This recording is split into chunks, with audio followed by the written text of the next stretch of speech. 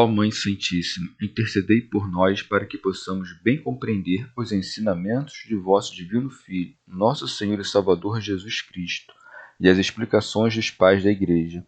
Ó Virgem Imaculada, ofereço-vos este trabalho e peço que abençoais aqueles que o ouvirem, e que seja para a maior honra e glória de Deus. Amém. Senhor onipotente, purificai o meu coração e os meus lábios. Vós, que purificastes os lábios do profeta Isaías com carvão em brasa, e dignai-vos, por tal modo, purificar-me com a vossa misericórdia, para que possa dignamente anunciar o vosso santo Evangelho. Por Jesus Cristo, nosso Senhor. Amém. Senhor, abençoai-me. Que o Senhor resida no meu coração e nos meus lábios, para que anuncie digna e convenientemente o seu Evangelho. Amém. Evangelho de Nosso Senhor Jesus Cristo, segundo São João. Os chefes judeus decidem a morte de Jesus. Muitos dos judeus que tinham vindo à casa de Maria, tendo visto o que ele fizera, creram nele. Mas alguns dirigiram-se aos fariseus e lhes disseram o que Jesus fizera. Então os chefes dos sacerdotes e os fariseus reuniram o conselho e disseram: Que faremos? Esse homem realiza muitos sinais. Se o deixarmos assim, todos crerão nele, e os romanos virão, destruindo nosso lugar santo e a nação. Um deles, porém, Caifás, que era sumo sacerdote naquele ano, disse-lhes: Vós nada entendeis. Não compreendeis que é de vosso interesse que um só homem morra pelo povo e não pereça a nação toda? Não dizia isso por si mesmo, mas sendo sumo sacerdote naquele ano, profetizou que Jesus morreria pela nação, e não só pela nação, mas também para congregar na unidade todos os filhos de Deus dispersos. Então, a partir desse dia, resolveram matá-lo. Jesus, por isso, não andava em público entre os judeus, mas retirou-se para a região próxima do deserto, para a cidade chamada Efraim, e aí permaneceu com seus discípulos. A aproximação da Páscoa. Ora, a Páscoa dos judeus estava próxima, e muitos subiram do campo a Jerusalém antes da Páscoa para se purificarem. Eles procuravam Jesus e, estando no templo, diziam entre si: Que pensais? Virá ele à festa? Comentários dos pais da Igreja. Orígenes. O Senhor disse mais acima: Mas digo isso por causa da multidão que me rodeia, para que creiam que me enviaste. Se nenhum dos que estava presente houvesse acreditado, então haveria dito isso como homem que não conhece o futuro. Para que não se pense isso, o evangelista acrescenta: Muitos dos judeus que tinham vindo à casa de Maria, tendo visto o que ele fizera, creram nele. Mas alguns dirigiram-se aos fariseus e lhes disseram o que Jesus fizera. Essas palavras são ambíguas e não dizem claramente se os que foram os fariseus eram parte daquela multidão que creu nele e que foi propor aos inimigos de Cristo que se reconciliassem com ele, ou se eram dos que não criam e foram lá incitar a tenaz inveja dos fariseus contra Cristo. Creio que esta última seja a intenção do evangelista, porque chama multidão aqueles que creram na força dos fatos de que foram testemunha, como se fossem poucos todos os demais, dos quais acrescenta: Mas alguns dirigiram-se aos fariseus e lhes disseram o que Jesus fizera. São Beda. Naqueles que vão contar aos fariseus o que Jesus tinha feito, estão representados os que, vendo as boas obras dos servos de Deus, os perseguem com ódio e buscam difamá-los. Teofilacto Diócrida. Dever-se-iam admirar e louvar aquele que operava tais milagres. Em vez disso, planejavam matá-lo. Por isso é dito: Então os chefes dos sacerdotes e os fariseus reuniram o conselho e disseram: Que faremos? Santo Agostinho. Não responderam: Cremos. Com efeito, estes homens perdidos pensavam como feri-lo e matá-lo em vez de ocupar-se com a salvação deles próprios. e contudo tinham medo e, como que consultavam uns aos outros, diziam: que faremos? Esse homem realiza muitos sinais. São João Crisóstomo. Chamam-lhe ainda homem, mesmo depois de uma prova tão grande de sua divindade. Orígenes. Devem-se considerar, nas palavras daqueles homens, sua insensatez e sua cegueira. Insensatez porque, mesmo tendo testemunhado tantos milagres, pensavam que poderiam conspirar contra ele como se ele não pudesse contra suas conspirações. Nisso também consistia a sua cegueira, pois era inevitável que aquele que havia feito tantos milagres se desvencilhasse de suas armadilhas, a não ser que crescem que, tendo feito realmente os milagres, não os fez por um poder divino. Assim, resolveram não o deixar partir, crendo que seria um grande impedimento para os que acreditavam nele e que, assim, os romanos não lhes tirariam sua cidade e nação. Se o deixarmos assim, todos crerão nele, e os romanos virão, destruindo o nosso lugar santo e a nação. São João Crisóstomo. Com essas palavras, queriam causar medo no povo, fazendo-os ver o perigo em que incorreriam de que se suspeitasse que queriam se declarar um poder independente, como dizendo: se os romanos virem-nos sendo seguidos pela multidão, suspeitarão que queremos nos levantar como poder independente e destruirão nossa cidade.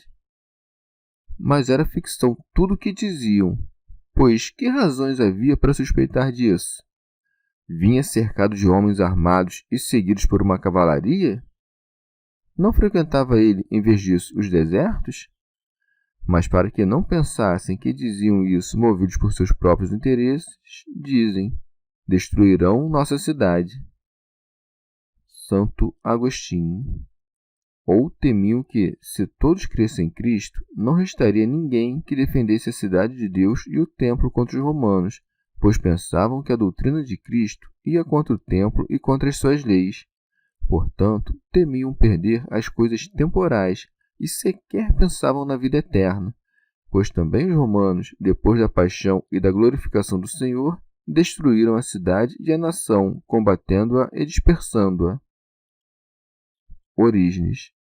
Em sentido místico, os gentios ocuparam o lugar dos circuncisos, pois, pela queda destes, a salvação chegou às nações. Os romanos representam os gentios, pois reinavam sobre eles. Também a gente foi arrebatada dentre eles, pois o que foi o povo de Deus deixou de sê-lo. São João Crisóstomo. Enquanto hesitavam e deliberavam, dizendo: que faremos? Um deles elevou a voz com despudor e crueldade. Um deles, porém, Caifás, que era sumo sacerdote naquele ano. Santo Agostinho. Pode-se perguntar como é chamado o sumo sacerdote naquele ano se o Senhor constituiu um único sumo sacerdote que seria sucedido por um único após a sua morte.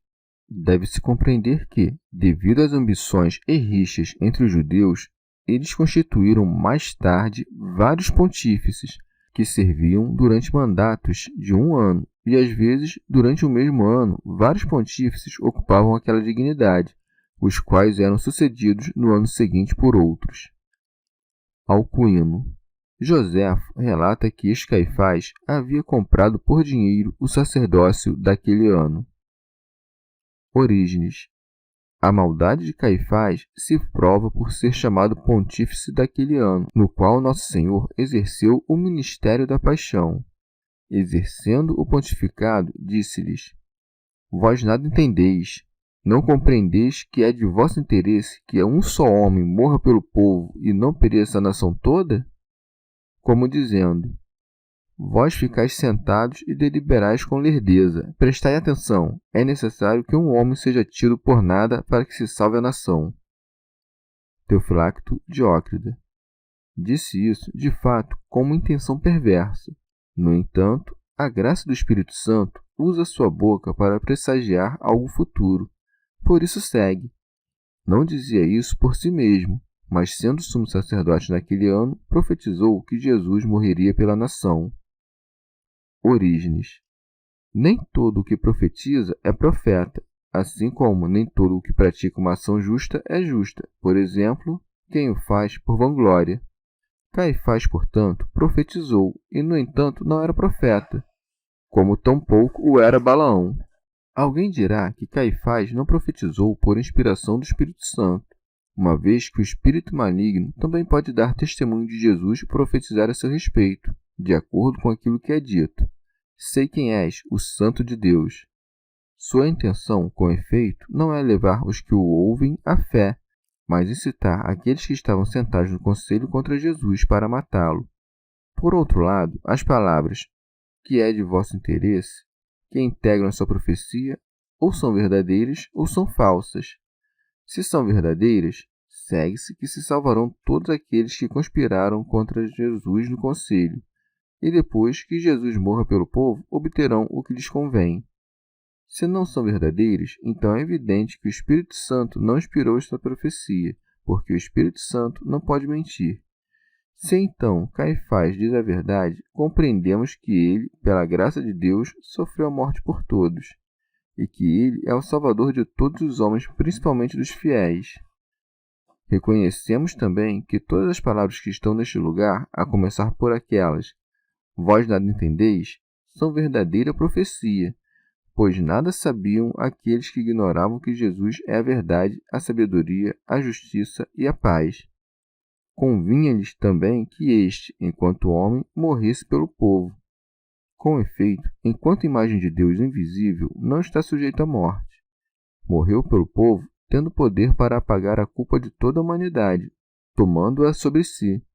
A partir das palavras, não dizia isso por si mesmo, aprendemos que nós, homens, dizemos algumas coisas por nós mesmos, sem que nenhum poder nos induza a dizê-las, enquanto que outras proferimos por influência de algum poder estranho.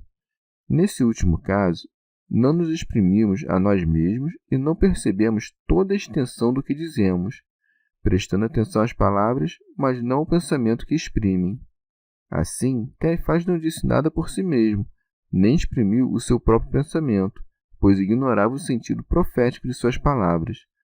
Também Paulo fala de alguns doutores da lei que não entendem nem mesmo o que dizem. Santo Agostinho. Aprendemos aqui que também os homens maus predizem as coisas futuras com espírito de profecia, o que, no entanto, o evangelista atribui ao ministério sagrado, porque era pontífice, isto é, sumo sacerdote. São João Crisóstomo. Vê quão grande é o poder do Espírito Santo, da mente dos homens maus faz sair palavras de profecia. Vê também quão grande é o poder do pontificado, sendo pontífice, ainda que indigno, Caifás profetiza sem saber o que diz. A graça vale-se de sua boca, sem tocar o seu coração corrompido. Santo Agostinho. Caifás profetizou somente a respeito da nação judaica, na qual estavam as ovelhas das quais o próprio Senhor dissera: Eu não fui enviado senão as ovelhas desgarradas da casa de Israel. Mas o evangelista sabia que havia outras ovelhas que não eram deste aprisco, que também precisavam ser acrescentadas. Por isso acrescenta, e não só pela nação, mas também para congregar na unidade todos os filhos de Deus dispersos. Disse isso segundo a predestinação, pois então não havia ainda nem ovelhas nem filhos de Deus. São Gregório. Seus perseguidores fizeram tudo o que haviam arquitetado maliciosamente. Levaram a cabo a sua morte para arrancar dele a devoção dos fiéis. Mas a fé cresceu dali mesmo, donde a crueldade dos infiéis pensou destruí-la. Com efeito, o Senhor fez servir aos seus propósitos da sua misericórdia o que a crueldade humana executou contra ele. Orígenes. Incitados à ira pelas palavras de Caifás, determinaram-se a matar o Senhor. Por isso segue. Então, a partir desse dia, resolveram matá-lo. E se não foi pelo Espírito Santo que Caifás profetizou, foi outro espírito que pôde falar por meio de um ímpio e incitar os seus semelhantes contra Cristo. Quem, porém, sustenta que profetizou pelo Espírito Santo, dirá que, assim como a intenção das Sagradas Escrituras, que nos foram dadas para a nossa salvação, é distorcida para constituir doutrinas abomináveis, Assim também, recebendo com má disposição a profecia verídica a respeito do Salvador, os fariseus deliberaram em conselho matar a Cristo. São João Crisóstomo. Já antes buscavam matá-lo, mas agora confirmaram a sua sentença. Orígenes. Depois de os pontífices e fariseus terem se reunido e deliberado matá-lo, Jesus passou a agir com mais cautela e já não permanecia em meio aos judeus com a mesma confiança. Não se retirou nem mesmo para outra cidade povoada, mas para uma cidade remota. Por isso é dito: Jesus, por isso, não andava em público entre os judeus, mas retirou-se para a região próxima do deserto, para a cidade chamada Efraim. Santo Agostinho. Não por falta de poder, pois se quisesse, poderia falar em público com os judeus sem que lhe fizessem nada. Mas deixou este exemplo aos discípulos para ensiná-los que não há pecado em que seus fiéis fujam da vista dos seus perseguidores e, ocultando-se, prefiram evitar o furor dos maus, que seria mais terrível ser manifestado em público. Orígenes. Não é digno de censura para quem confessa a Cristo não evitar confusão no momento do combate e não recusar a morte por defender a verdade. Ainda assim, é prudente não dar ocasião expondo-se a uma prova tão grande, não somente pela incerteza do êxito por nossa parte, mas também para não dar ocasião a que outros aumentem a sua impiedade e perversidade. Com efeito, se quem dá ocasião de pecado não se livrará do castigo merecido, que castigo não merecerá aquele que não evita o pecado perseguidor? O Senhor não foi só, antes, para não dar nenhuma ocasião aos que o perseguiam, levou consigo os seus discípulos, e aí permaneceu com seus discípulos. São João Crisóstomo. Que impressão pensas que tiveram seus discípulos vendo-o salvo humanamente, isto é, vendo-o buscar como homem um abrigo que o ocultasse e o pusesse a salvo das mãos dos seus perseguidores? Enquanto todos se alegram e celebram a festa, eles se ocultam e correm graves perigos. Contudo, permanecem com ele, conforme aquelas palavras: Vós sois os que tendes permanecido comigo nas minhas tribulações. Orígenes. Em sentido místico, devemos dizer que Jesus andava com confiança em meio aos judeus, quando o Verbo divino estava entre eles pela profecia. Mas apenas partiu dali e o Verbo de Deus não esteve mais com os judeus. Retirou-se para uma terra deserta. Os filhos da desamparada são muito mais do que os daquela que tem marido. Esta cidade é chamada Efraim, que quer dizer fertilidade. Efraim foi irmão de Manassés, do antigo povo entregue ao esquecimento. Depois deste povo ter sido entregue ao esquecimento e abandonado, foi quando surgiu a abundância em meio das nações. O Senhor, abandonando os judeus, veio a esta terra do universo, a igreja quase deserta, cujo nome significa cidade fecunda, e nela permanece até hoje com seus discípulos. Santo Agostinho. Aquele que viera do céu para padecer quis aproximar-se do lugar de sua paixão, porque estava próxima a sua hora. Por isso segue. Ora, a Páscoa dos judeus estava próxima. Os judeus tinham a Páscoa na sombra, nós a temos na luz. Os umbrais das casas dos judeus eram marcados com o sangue do Cordeiro. Nós somos marcados com o sangue de Cristo em nossas frontes. Os judeus quiseram derramar sobre aquele dia de festa o sangue do Senhor. Naquele dia de festa foi morto o Cordeiro, que consagrou aquele mesmo dia com o seu sangue. A lei dos judeus ordenava que no dia da festa de Páscoa os judeus de todas as partes se reunissem e santificassem aquele dia com a celebração. Por isso segue. E muitos subiram do campo a Jerusalém antes da Páscoa para se purificarem. Teofilacto Diócrida. Vieram a Jerusalém antes da Páscoa para purificar-se, porque todos aqueles que tinham pecado, seja voluntariamente, seja contra a sua vontade, não celebravam a Páscoa sem expiar antes, segundo o costume, por meio de abluções, jejuns, cortes do cabelo e fazendo oferendas dirigidas a este fim. Enquanto celebravam a expiação, preparavam armadilhas contra o Senhor. Eles procuravam Jesus e, estando no templo, diziam entre si: Que pensais? Virá ele à festa? São João Crisóstomo. Preparavam-lhe armadilhas e, em tempo de festa, matavam. Orígenes. Por essa razão não diz Páscoa do Senhor, mas Páscoa dos judeus, pois o Senhor, naquele dia, era alvo de suas armadilhas. Alcuíno. Eles procuravam Jesus para o mal. Nós, porém, o buscamos quando permanecemos no templo de Deus, consolando-nos mutuamente e orando para que ele venha no nosso dia de festa e nos santifique com a sua presença. Chegamos ao fim de mais um dia de comentários da Catena Áurea. Muito obrigado por ficarem até aqui, que Nossa Senhora derrame suas graças sobre nós e até amanhã.